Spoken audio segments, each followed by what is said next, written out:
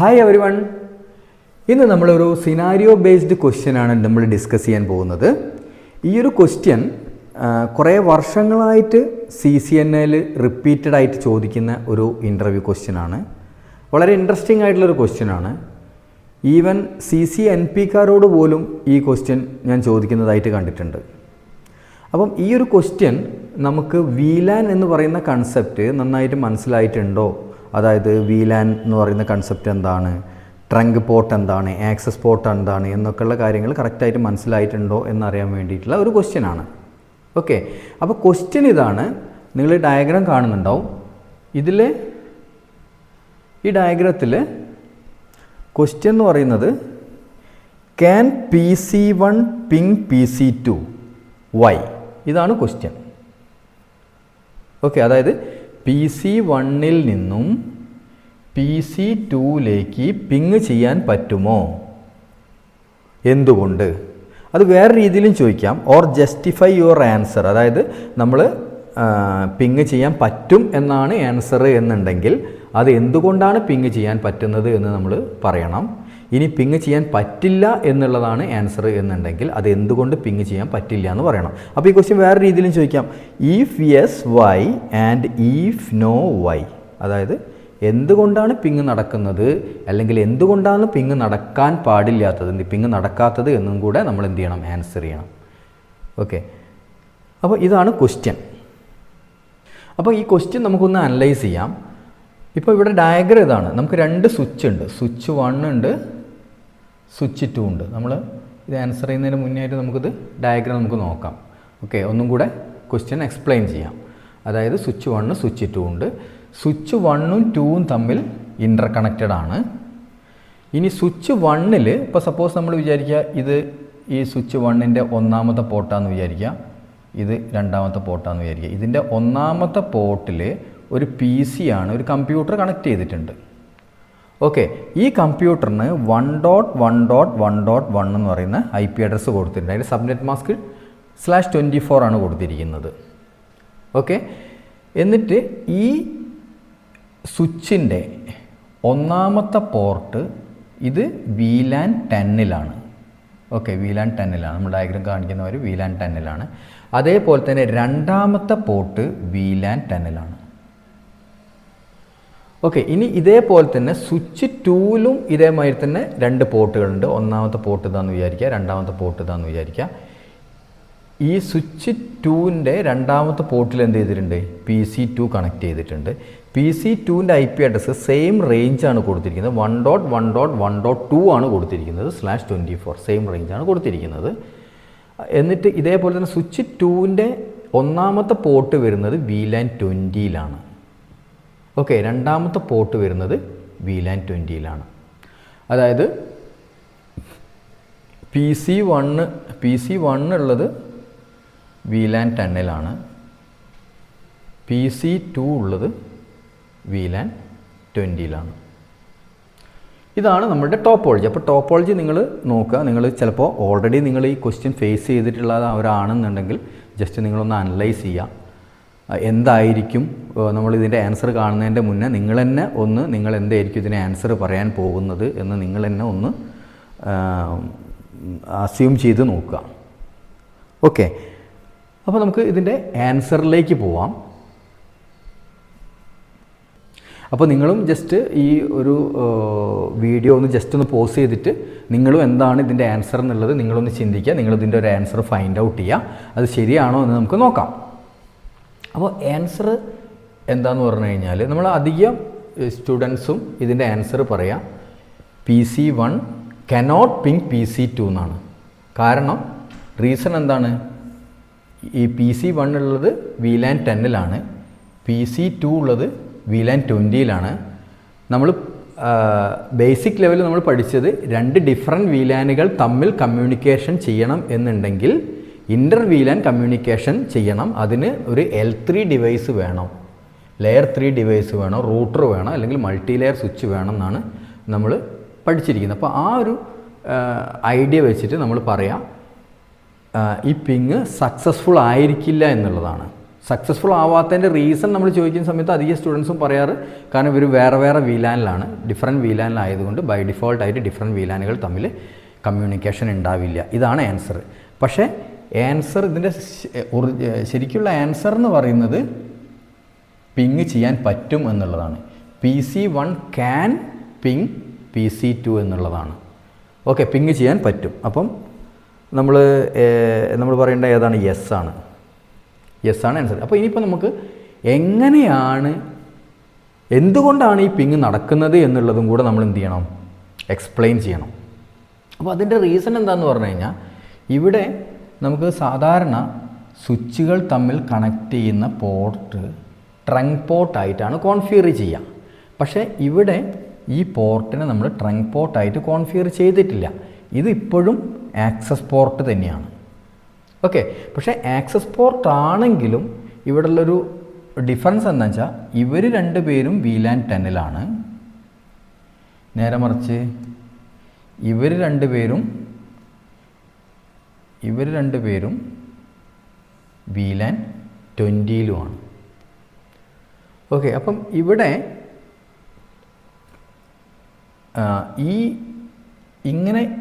ഈ പോർട്ടിനെ ആക്സസ് പോർട്ടാക്കി വെച്ചത് കൊണ്ടാണ് ശരിക്കും എന്താവുന്നത്? ഇത് പിങ് ആവുന്നത്.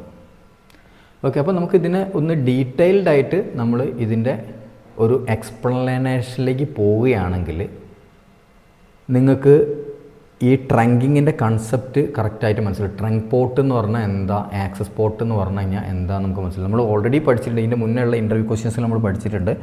ട്രങ്ക് പോർട്ടിലൂടെ എന്ത് ഡാറ്റ പോവുകയാണെങ്കിലും അത് ടാഗ് ചെയ്തിട്ടാണ് പോവുക, VLANൻ്റെ ടാഗ് ആഡ് ചെയ്തിട്ടാണ് പോവുക. ഓക്കെ, നേരെ മറിച്ച് ആക്സസ് പോർട്ട് കൂടെ പോകുന്ന സമയത്ത് എന്തുണ്ടാവില്ല? ടാഗ് ഉണ്ടാവില്ല എന്നും നമ്മൾ പഠിച്ചിട്ടുണ്ട്. അപ്പോൾ ആ രീതിയിൽ നമ്മൾ ചിന്തിക്കുന്ന സമയത്ത് നമുക്ക് ഇതിൻ്റെ ആൻസർ നമുക്ക് മനസ്സിലാവും. അപ്പോൾ നമുക്ക് ജസ്റ്റ് ഒന്ന് ചിന്തിക്കാം. അപ്പോൾ PC1 എന്ന് നമ്മൾ പിങ് ചെയ്തു വിചാരിക്കാം. ഓക്കെ, ഞാൻ ജസ്റ്റ് ഇതൊന്ന് ഇറേസ് ചെയ്യുന്നുണ്ട്, ഇതുവരെയുള്ളതൊക്കെ ഒന്ന് ഇറേസ് ചെയ്യുന്നുണ്ട്. PC1 നമ്മൾ പിങ് ചെയ്തു. അപ്പോൾ നമുക്കറിയാം ഒരു പാക്കറ്റ് ജനറേറ്റഡ് ആവും. കളർന്ന് മാറ്റാം.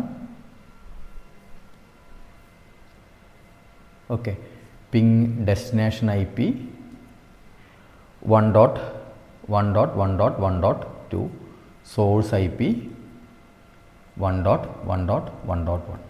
ഈ ഒരു പാക്കറ്റ് ഉണ്ടായി, ഈ PC1-ൽ ജനറേറ്റ് ചെയ്തു. അപ്പോൾ PC1 നിന്ന് ഇനി എന്ത് ചെയ്യണം? അപ്പോൾ ഇത് സ്വിച്ചാണ്. ഓക്കെ, അപ്പോൾ ഈ സ്വിച്ച് നമുക്കറിയാം ലെയർ 2 ഡിവൈസ് ആണ്. അപ്പോൾ ഈ ഡാറ്റ സെൻഡ് ചെയ്യുന്നതിൻ്റെ മുന്നേ ആയിട്ട് ഈ പാക്കറ്റിനെ വീണ്ടും നമ്മൾ എന്ത് ചെയ്യണം? ഈ എതർനെറ്റ് പോർട്ടിനകത്ത് കൂടെ സെൻഡ് ചെയ്യുന്നതിൻ്റെ മുന്നേറ്റ് എതർനെറ്റിൻ്റെ ഹെഡർ അറ്റാച്ച് ചെയ്യും, ഡെസ്റ്റിനേഷൻ മാക് അഡ്രസ്സും, അതായത് ലെയർ 2 ഹെഡർ അറ്റാച്ച് ചെയ്യും. ഡെസ്റ്റിനേഷൻ മാക് അഡ്രസ്സും സോഴ്സ് മാക് അഡ്രസ്സും നമുക്ക് വേണം.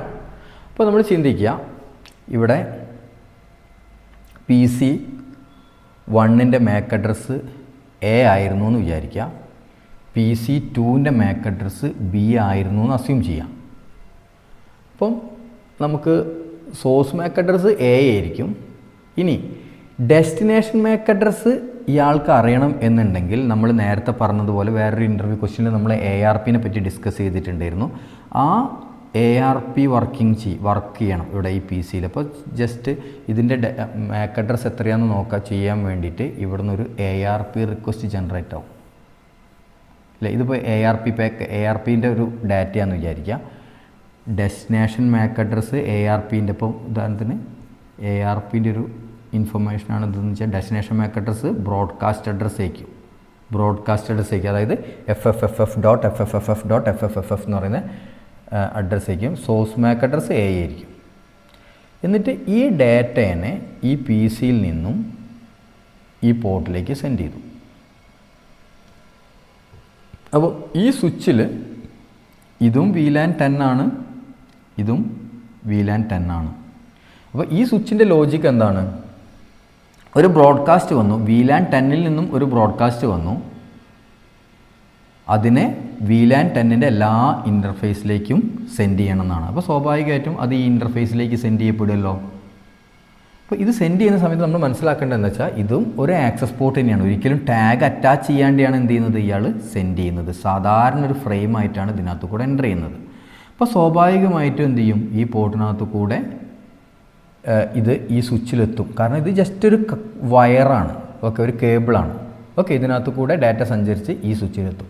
അപ്പോൾ ഈ സ്വിച്ചിനെ സംബന്ധിച്ചിടത്തോളം, സ്വിച്ച് 2നെ സംബന്ധിച്ചിടത്തോളം ഇവർ ഇൻഡിവിജ്വലായിട്ട് നോക്കുന്ന സമയത്ത്, ഈ സ്വിച്ചിൻ്റെ വ്യൂ പോയിന്റിൽ നോക്കുന്ന സമയത്ത് ഈ പോർട്ടിനകത്ത് കൂടെ ഒരു ഡാറ്റ വന്നു.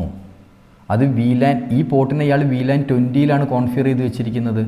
അതുകൊണ്ട് സ്വാഭാവികമായിട്ട് ഇയാൾ എന്ത് ചെയ്യും, VLAN 20യിലുള്ള എല്ലാ പോർട്ടിനകത്തേക്കും ഇത് സെൻഡ് ചെയ്യുന്നതിൻ്റെ കൂട്ടത്തിൽ ഈ പോർട്ടിനകത്തേക്കും ആ ഡാറ്റ പോവും. ഓക്കെ, അപ്പം അങ്ങനെ ഈ ARP റിക്വസ്റ്റ് ഈ ഡിവൈസിലെത്തി. ഇതേപോലെ തന്നെ ഇതിൻ്റെ റിപ്ലൈ ഇതേ ലോജിക്ക് വെച്ചിട്ട് നമുക്ക് എന്ത് ചെയ്യും, തിരിച്ചു പോകും. ഓക്കെ, ഇതിൻ്റെ റിപ്ലൈ എന്ന് പറയുന്നത് VLAN 20യിൽ നിന്ന് ഇയാൾ പാസ് ചെയ്ത് ഈ പോർട്ടിലൂടെ വന്നു, ഇപ്പം ഇത് ഈ ഒരു ഡാറ്റ അങ്ങ് പോകുമ്പോഴത്തേക്കും എൻ്റെ മാക് അഡ്രസ്സ് ഈ സ്വിച്ചും എൻ്റെ മാക് അഡ്രസ്സിൽ ചെയ്തത് എന്ന് പറയുന്ന മാക് അഡ്രസ്സ് ഉള്ളത് എൻ്റെ ഒന്നാമത്തെ പോർട്ടിലാണ്. ഇത് ഒന്നാമത്തെ പോർട്ട്, ഇത് രണ്ടാമത്തെ പോർട്ട്, ഇത് ഒന്നാമത്തെ പോർട്ട്, ഇത് രണ്ടാമത്തെ പോർട്ട്. അതേപോലെ തന്നെ എന്നുള്ള മാക് അഡ്രസ്സ് ഇയാൾ എന്ത് ചെയ്യും, ഇതിൻ്റെ ഒന്നാമത്തെ പോർട്ടിലാണെന്ന് പറഞ്ഞിട്ട് ലേൺ ചെയ്തിട്ടുണ്ടാവും. ഓക്കെ, അതേപോലെ തന്നെ തിരിച്ച് ARPൻ്റെ റിപ്ലൈ വരുമ്പോഴത്തേക്കും B എന്ന് പറയുന്ന മാക് അഡ്രസ്സ് എൻ്റെ രണ്ടാമത്തെ പോർട്ടിലുണ്ട് എന്നുള്ളത് ഇവർ ലേൺ ചെയ്തിട്ടുണ്ടാവും. ഓക്കെ, അപ്പം നമുക്ക് ഇതിൻ്റെ റിപ്ലൈ വരുന്നത് നിങ്ങൾ ജസ്റ്റ് ഒന്ന് അസ്യൂം ചെയ്യുക. വന്നു, സെയിം ലോജിക്ക് അനുസരിച്ചിട്ട് വന്നത് VLAN 2ൻ്റെ ഇൻ്റർഫേസ് കൂടിയാണ്. ഈ സ്വിച്ച് VLAN 2ൻ്റെ ഇൻ്റർഫേസ് ആയിട്ടുള്ള ഇതിനകത്തേക്ക് അത് സെൻഡ് ചെയ്യും. ഇവിടെ നോക്കുന്ന സമയത്ത് അതിൻ്റെ റിപ്ലൈ പോകുന്നത് യൂണിക്കാസ്റ്റ് ആയിട്ടാണ്. അപ്പോൾ എന്ന് പറയുന്ന മാക് അഡ്രസ് ഇവിടെ ഓൾറെഡി ഒന്നാമത്തെ പോർട്ടിൽ ലേൺഡ് ആയിട്ടുണ്ട്. അത് ഈ പോർട്ടിനകത്ത് കൂടെ വരും. ഇപ്പോൾ പോർട്ടിനകത്ത് കൂടെ ഡാറ്റ സെൻഡ് ചെയ്യുന്ന സമയത്ത് ഇവിടെ VLANൻ്റെ ടാഗ് അറ്റാച്ച് ആവുന്നില്ല, ഇത് ആക്സസ് പോർട്ടാണ്.